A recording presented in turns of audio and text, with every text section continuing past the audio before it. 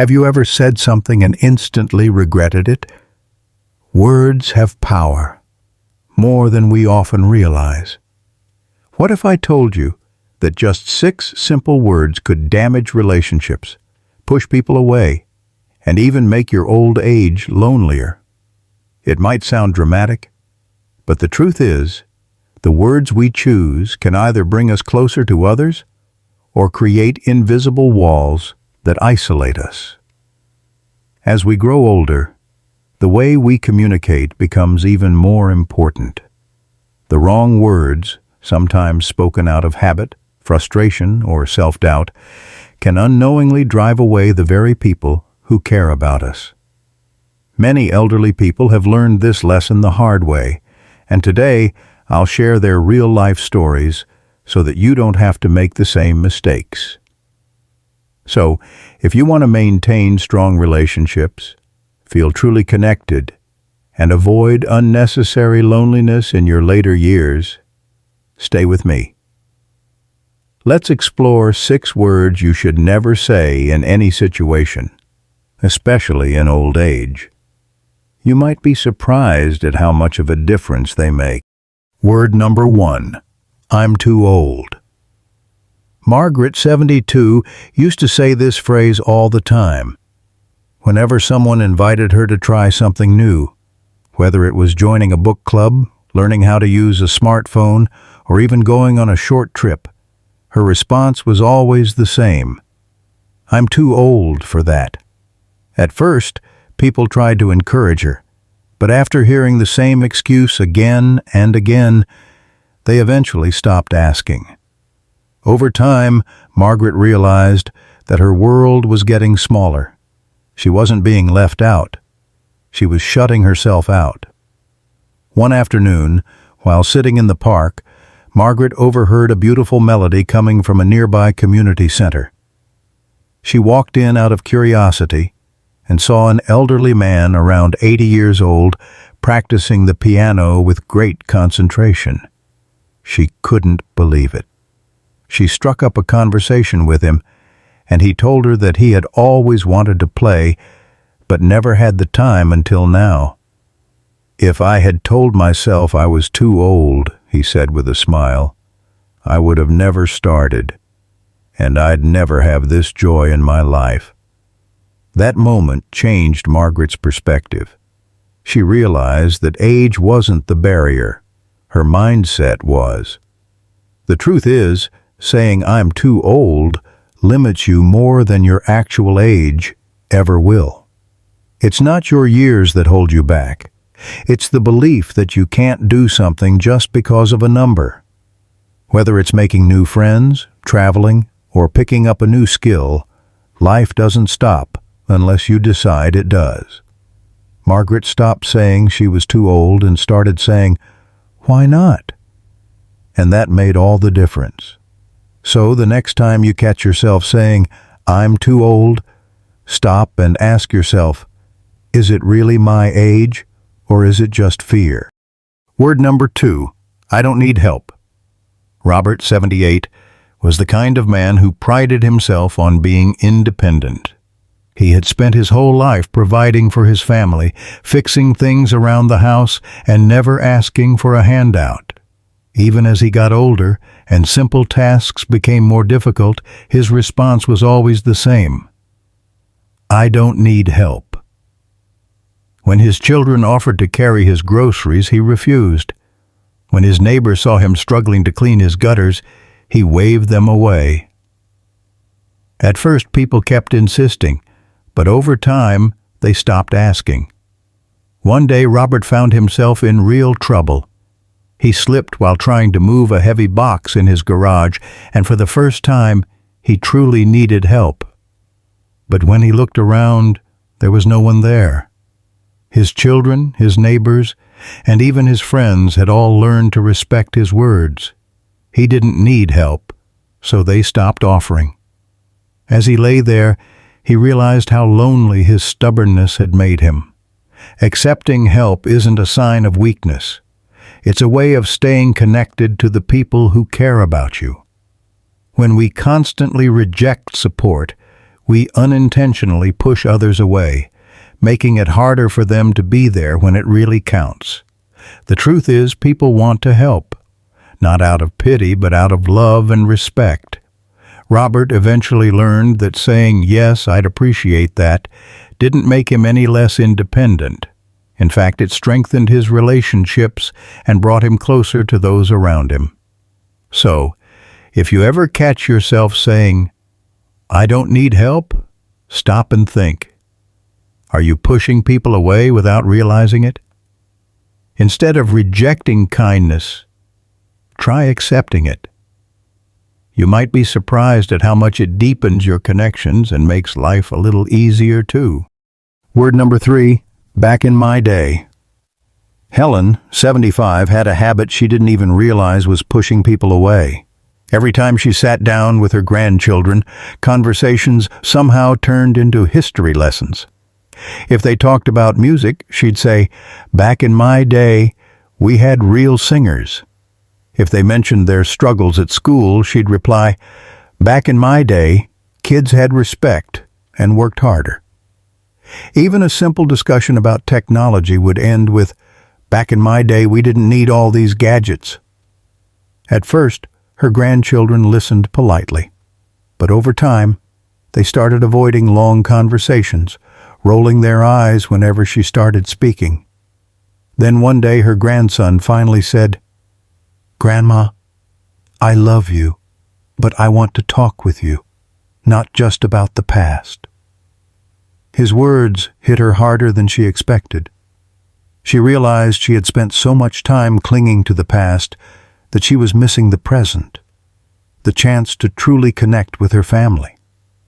It's natural to cherish memories, but constantly comparing today to "back in my day" can make younger generations feel unheard, judged, or even dismissed. Instead of focusing on how things used to be, the key to strong relationships is embracing the present, listening, learning, and engaging with what matters to the people around you now. Helen made a change. She started asking her grandchildren about their interests, their challenges, and their dreams. To her surprise, they opened up more than ever before. So next time you feel the urge to say, "Back in my day," pause and ask yourself, am I bringing people closer, or am I unknowingly pushing them away? Letting go of the past doesn't mean forgetting it. It just means making space for the present and the people who are in it. Word number 4, I wish I had. Henry, 80, spent a lot of time looking back. Too much time. Every conversation seemed to drift toward regret. "I wish I had traveled more when I was younger. I wish I had saved more money. I wish I had spent more time with my kids." His words were filled with longing, but instead of inspiring him to make the most of his remaining years, they only made him feel stuck, as if his best days were already behind him.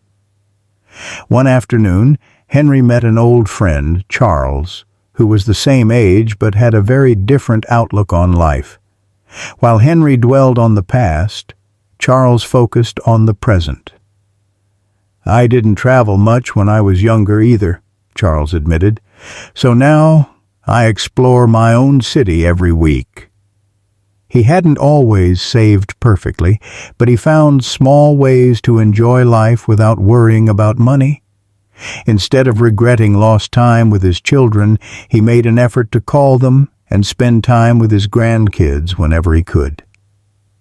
Henry realized something important that day. Regret was stealing the time he did have left.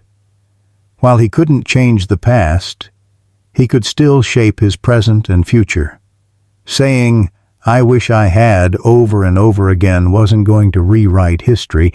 It was only making him miss the opportunities right in front of him. So, if you find yourself saying, "I wish I had," ask yourself, what can I do now? It's never too late to create new memories, learn something new, or strengthen relationships. The happiest people in old age aren't the ones who had perfect lives, but the ones who make the most of every moment they still have. Word number 5, I'm a burden. Joan, 76, had always been an independent woman.